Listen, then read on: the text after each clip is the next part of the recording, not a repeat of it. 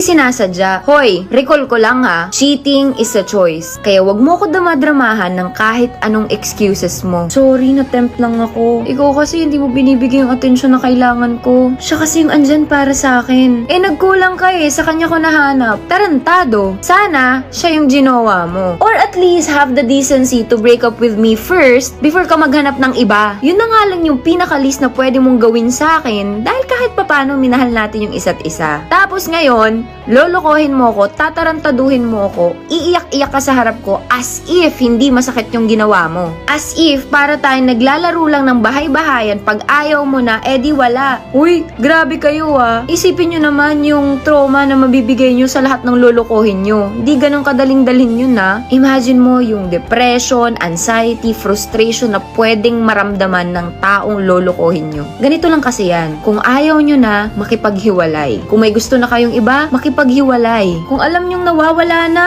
yung nararamdaman nyo, makipaghiwalay. Alam ko naman yun mahirap makipaghiwalay. Pero mas okay na yun kesa magloko. At least,